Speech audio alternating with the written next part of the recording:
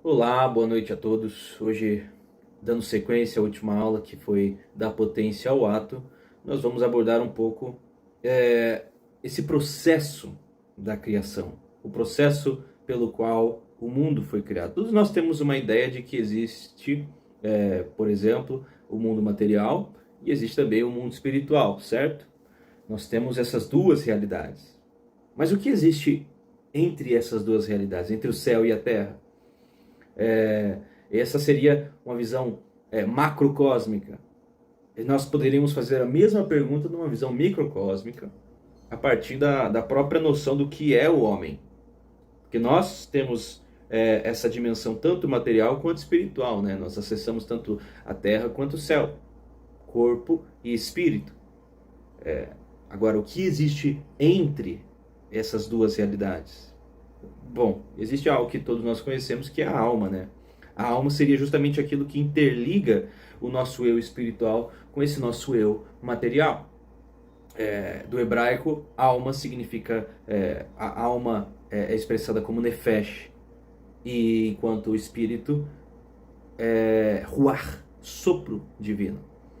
A nefesh seria algo como respiração. É como se o nosso espírito fosse o próprio sopro divino em nós e a nossa alma fosse a nossa capacidade de respirar esse sopro divino, inspirar, não é? Trazer para nós e depois lançar de volta sobre o universo. Esse ato da respiração está ali representado pela alma, Nefesh, enquanto o nosso espírito seria o próprio sopro de Deus em nós. Tudo bem, aqui nós temos três partes: corpo, alma e espírito, mas será que não existe mais no meio disso tudo? Existe. E é um pouco sobre isso que nós vamos falar. Eu dei o tema de os sete espíritos de Deus e a plenitude do homem, mas não tem como eu já chegar nesse assunto sem antes abordar uma parte mais prática, porque senão todo mundo vai ficar perdido. Eu não quero falar da parte teórica antes de tentar falar de uma parte mais prática com vocês. Imagine que existe uma sequência, uma ordem pela qual o céu se conecta à terra. Nós nos conectamos a Deus. E ainda que nós não possamos manipular essa ordem, ter o conhecimento dessa ordem, dessa sequência, pode fazer muita diferença para nós, pode ser muito benéfico. E essa ordem pode ter a ver com justamente a ordem das virtudes que nós vamos buscar.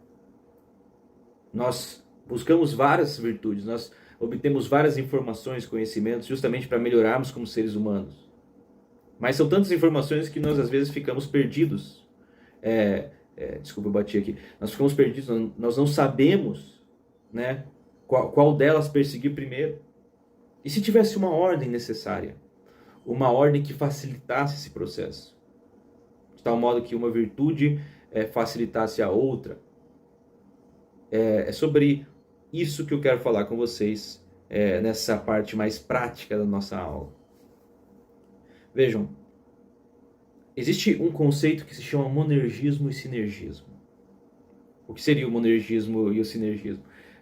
A ideia de que Deus interage com a sua criação e existe uma crença de que essa interação é totalmente advinda da parte de Deus e a ação é totalmente desse Criador, enquanto existe uma outra teoria, uma outra abordagem que diz que existe uma interação do movimento divino com o movimento da sua própria criação. Não porque Deus não pode agir solitariamente, mas porque ele decidiu repartir essa relação. Então, na nossa própria relação com Deus, nesse sinergismo seria exatamente desse modo. Deus age, mas nós temos que ter uma contrapartida. E aí tem todas as teorias de soteriologia, de salvação, que aí é um tema teológico, que nós não precisamos abordar aqui. Mas eu quero explicar para vocês o seguinte: eu acredito nas duas coisas ao mesmo tempo. Eu acredito tanto no monergismo quanto no sinergismo. Eu acredito que existe uma primazia sobre o sinergismo em relação ao monergismo.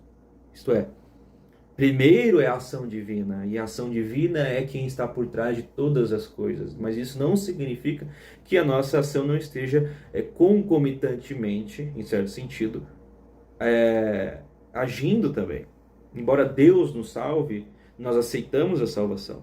Embora a nossa essa aceitação da salvação seja uma ação divina, ela não deixa de ser uma realidade.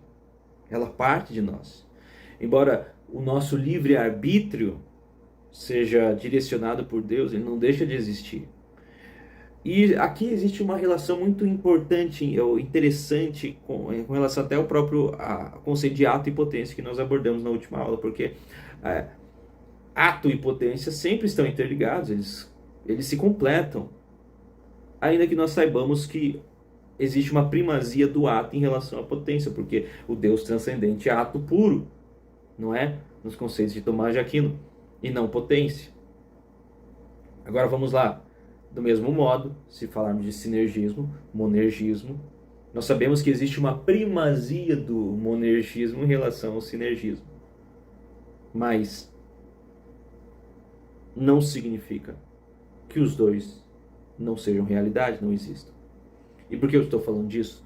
Porque nessa relação em que nós tentamos compreender o que existe entre o céu e a terra, entre o corpo e o espírito, quais são os âmbitos, o que é que está no meio de tudo isso, nós precisamos compreender que existe uma parte que é inteiramente ação divina e existe uma parte que se relaciona com o nosso livre-arbítrio, com a nossa vontade, com a nossa ação, com o nosso movimento. Vamos lá.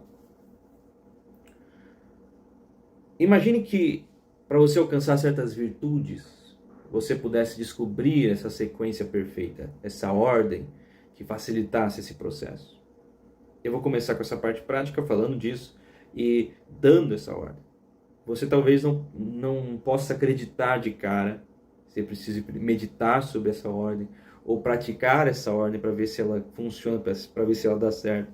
Mas pelo menos entenda o que eu quero dizer. E a ordem é a seguinte.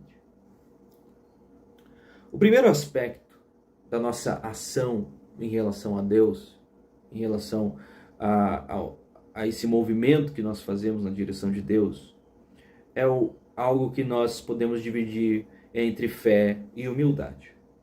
Aqui estão a base, o princípio das coisas.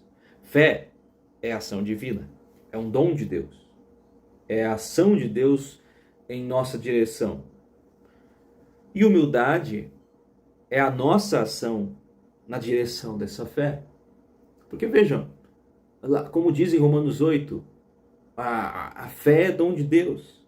Mas nós sabemos que todo dom está sujeito ao profeta. Todo espírito está sujeito ao profeta. Todo dom pode ser ignorado. Você pode receber o dom divino, não perdê-lo, porque eles são irrevogáveis, mas ainda assim você pode ignorá-lo, não utilizá-lo. Da mesma forma é a fé. E o que é que muda entre uma pessoa e outra? Entre aquele que usa a fé e aquele que não usa? É um fator que vem da parte mais baixa do nosso eu.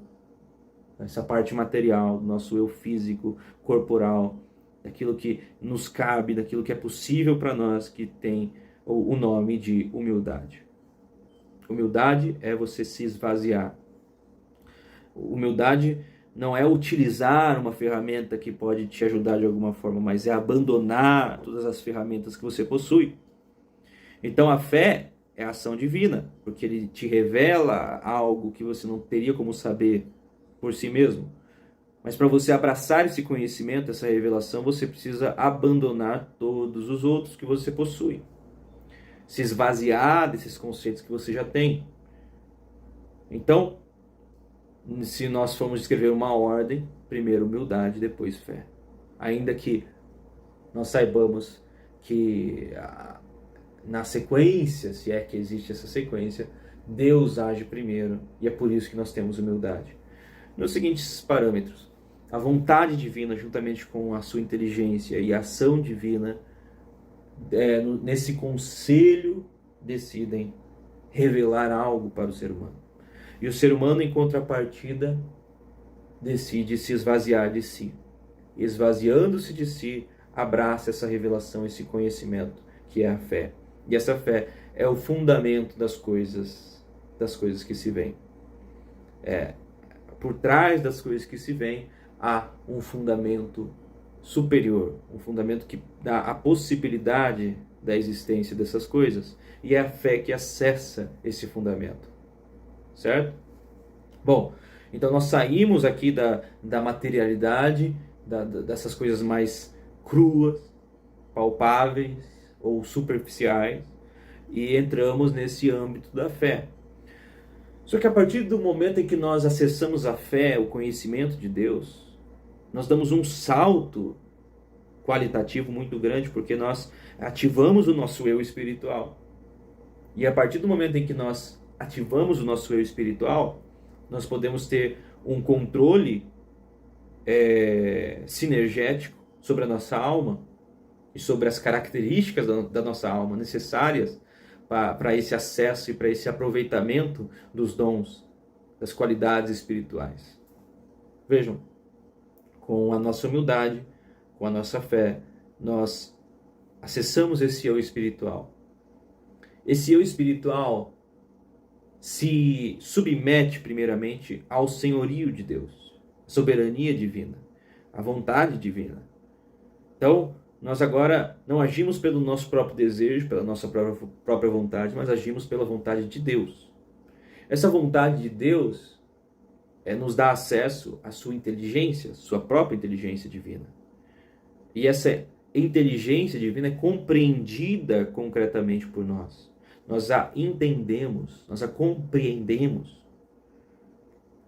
E essa compreensão gera em nós algo quase sensorial, algo que nós sentimos, algo que vem de modo emocional, sentimental, que é a própria percepção dessa inteligência, dessa sabedoria divina sobre nós.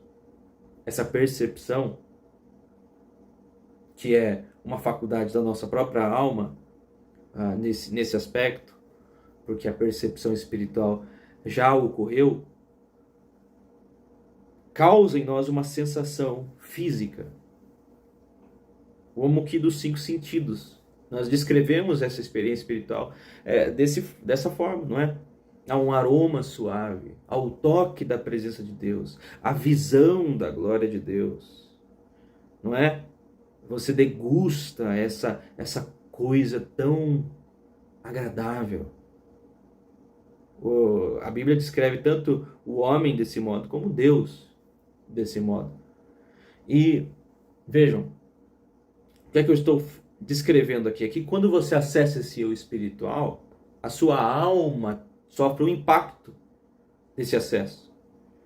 Ela sofre uma sensação, ela tem uma sensação que é perceptível, que você consegue compreender, entender, saber que está ocorrendo. E essa percepção, essa sensação da alma, é aquilo justamente que a Bíblia chama de temor de Deus. Talvez as pessoas não estejam acostumadas com essa definição, né? Porque temor, para a maioria das pessoas, é só medo. Mas o temor é uma sensação, sobretudo física, sensorial. E você teme não somente aquilo que é mal, mas você teme tudo aquilo que é maior do que você. Tudo aquilo que é grande. Tudo aquilo que te faz se sentir pequeno. Como você está em cima de uma montanha, olhando aquele horizonte, o vento batendo em você, você contemplando tudo aquilo, achando maravilhoso, mas ainda assim, ainda que você esteja seguro, você sente um certo calafrio, um certo medo, porque você é nada diante de tudo aquilo. É assim que nós nos sentimos diante de Deus. Então é preciso enfatizar isso, trazer para a lembrança, para a consciência essa sensação. Você pode não senti-la o tempo todo, mas você pode se lembrar dela. Esse é o temor de Deus.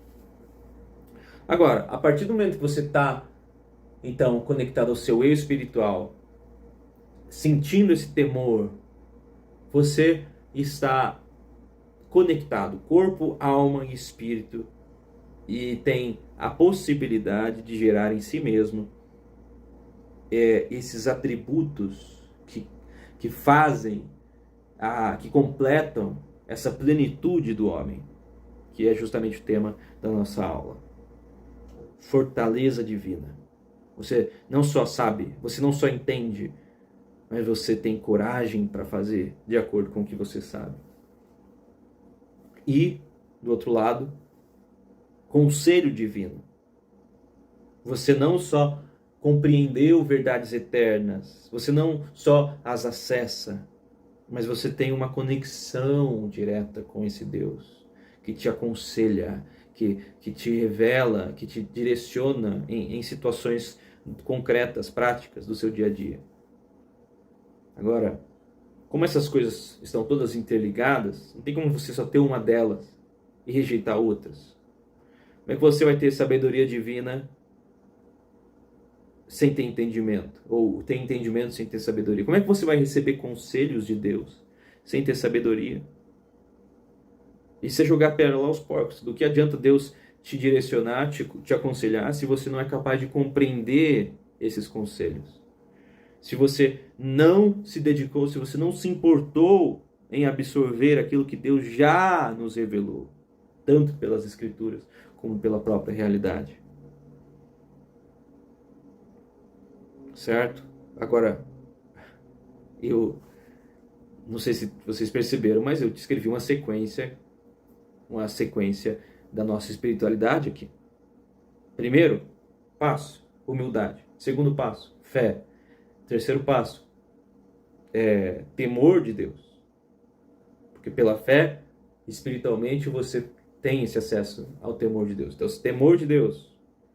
Quarto passo, acesso à sabedoria divina. Quinto passo, entendimento. Sexto passo, eu coloquei conselho. Pode ser fortaleza, mas vamos colocar conselho. E o último passo é essa fortaleza, essa força para agir. Vejam, do que é que eu estou falando aqui? De onde que eu tirei tudo isso? Tudo isso está descrito lá em Isaías 11. Quando Isaías se refere ao Messias e descreve o Espírito que Jesus Cristo iria receber. Esse Espírito tem as características específicas, atributos. Por que eu chamo de 7 Espíritos? Porque é justamente o termo que é utilizado lá em Apocalipse, se eu não me engano, 2 vezes. E você lê Apocalipse que fala desses 7 Espíritos de Deus e você não sabe do que está falando. Será que eles estão expandindo a Trindade?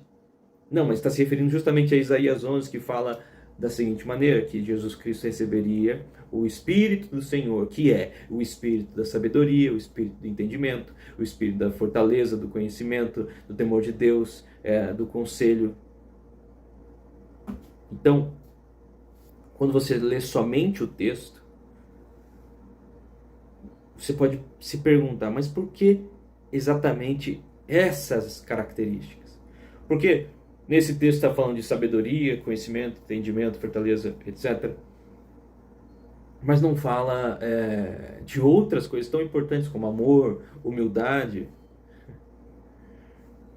Vejam,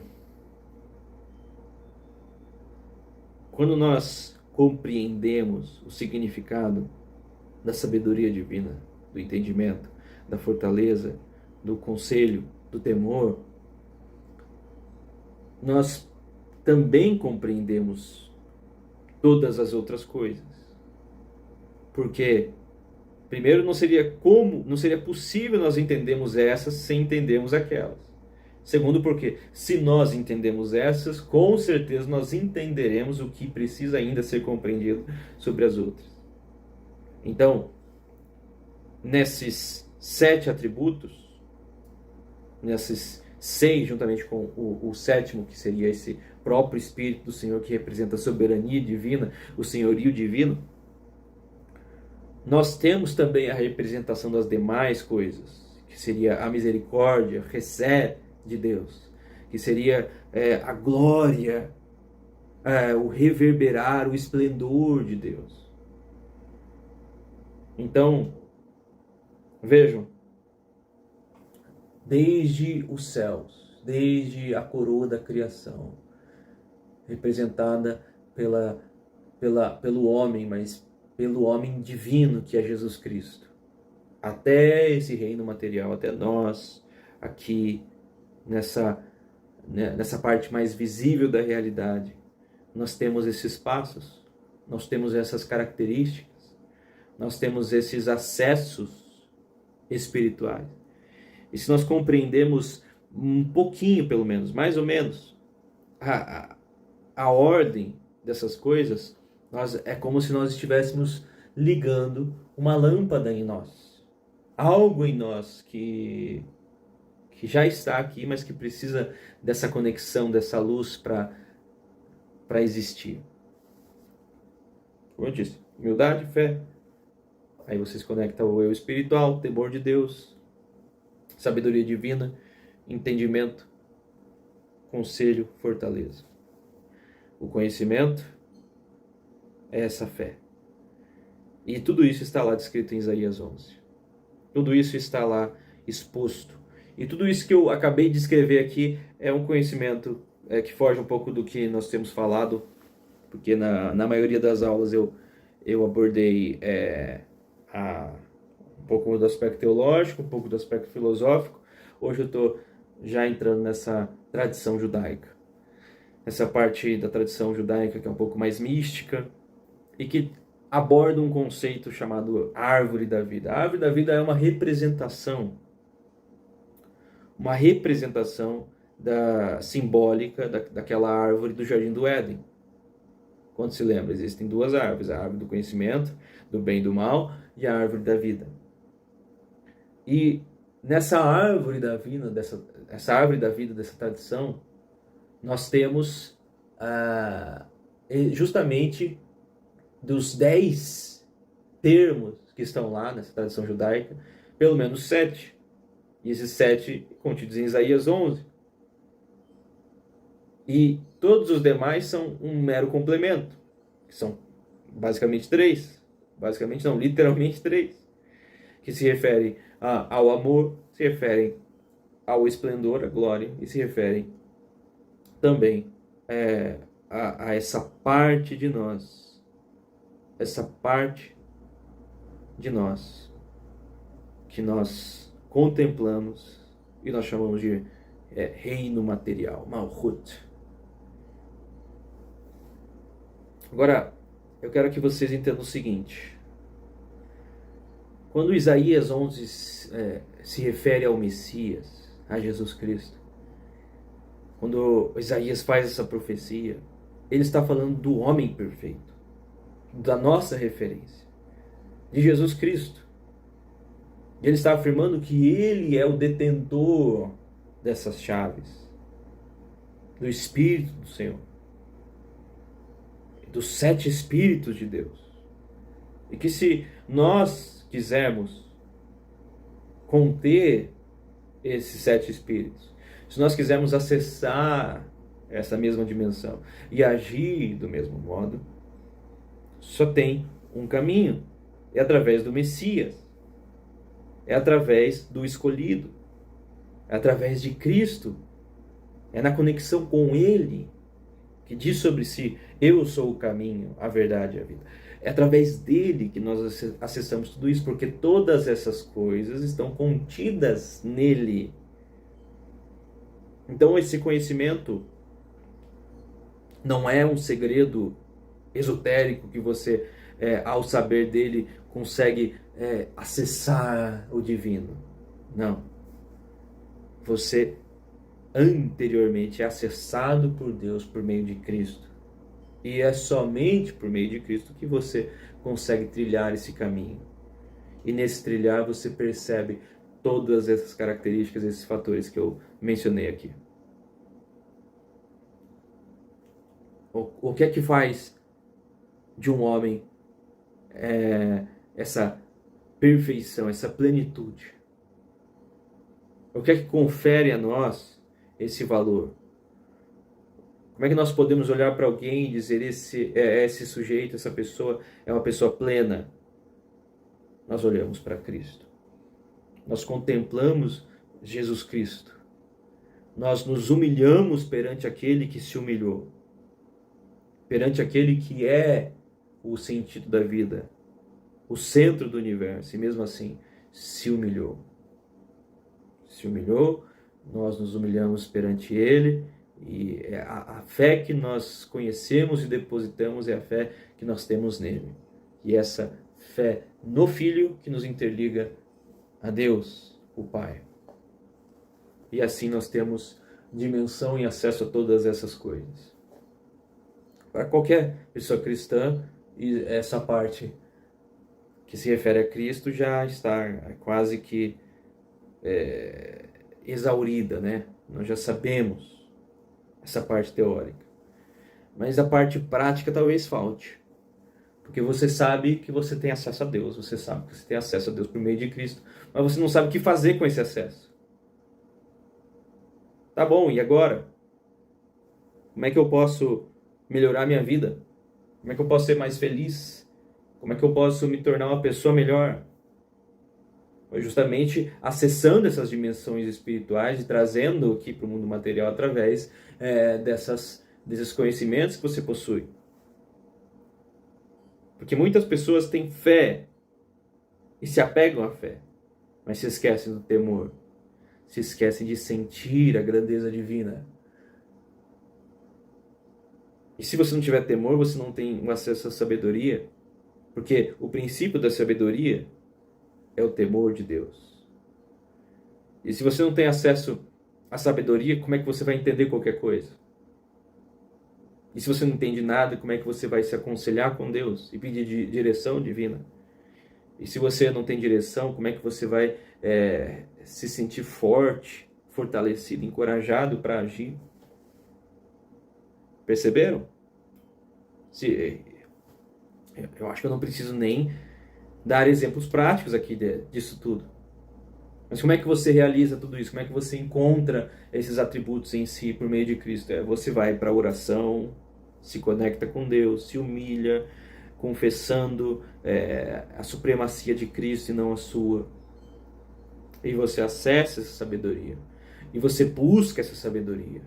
Você busca essa sabedoria conhecendo a Bíblia, conhecendo as Escrituras, ouvindo pregações, se aconselhando com pessoas, sendo humilde não somente com Deus, mas com as outras pessoas.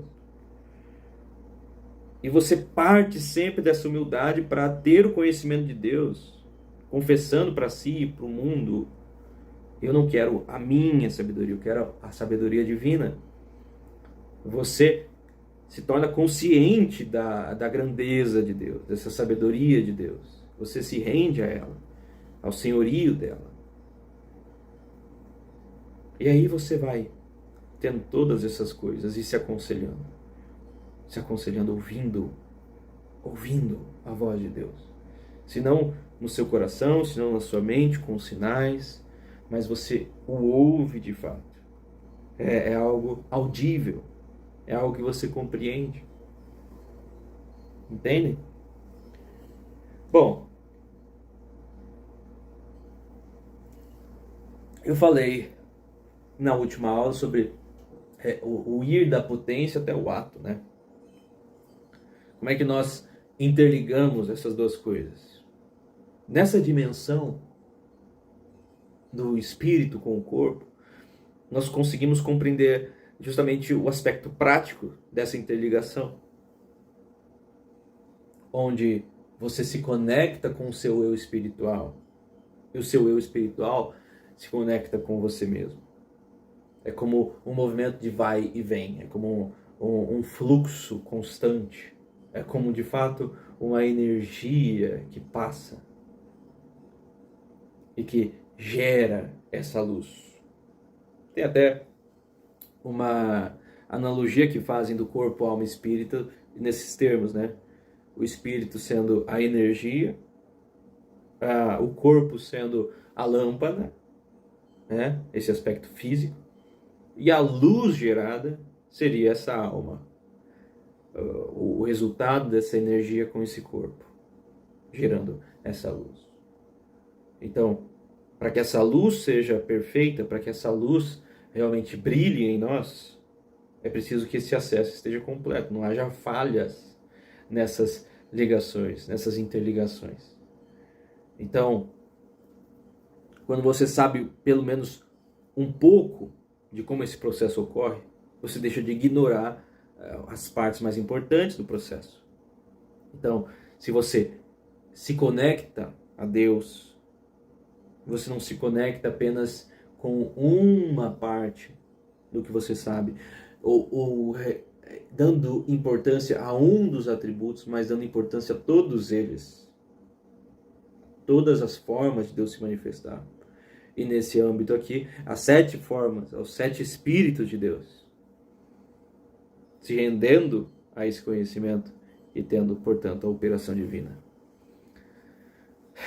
Essa foi a live, essa foi a aula que nós chamaremos aqui de os 7 Espíritos de Deus e a plenitude do homem. Se você quer manifestar essa plenitude, busque isso em oração. Busque isso. Se você não consegue fazer em 10 minutos, faça em 20.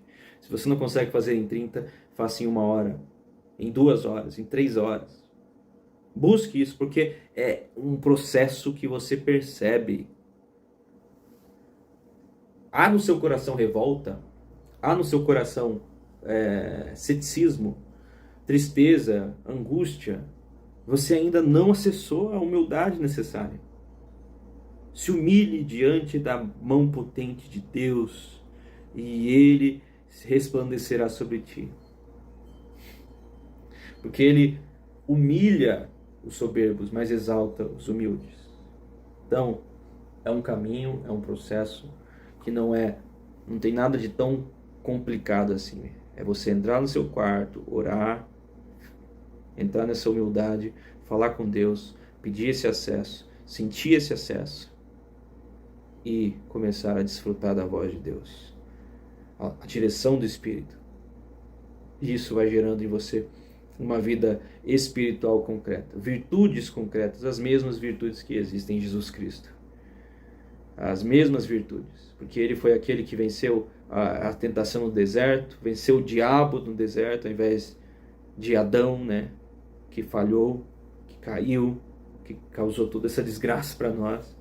Ele foi aquele que, embora temesse a cruz, estivesse ansioso, sentindo o que viria, sofrendo pelo que viria, ainda assim exclamou, se possível, afasta de mim esse cálice, Pai, mas seja feita a sua vontade. Ele se submete à vontade divina. Jesus Cristo tinha todos esses atributos porque Ele era um ser completo. A plenitude de Deus estava nele.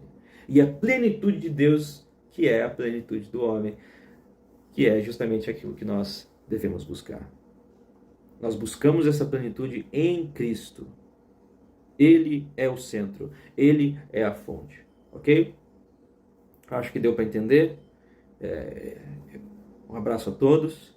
Pensem, meditem nesses termos que eu coloquei aqui. Eu vou tentar disponibilizar para vocês um e-book ou um PDF ali bem fácil de entender, listando todos esses atributos, Isaías 11, Apocalipse, Árvore da Vida, etc., para que vocês possam meditar um pouco mais e mergulhar nesse conhecimento, ok?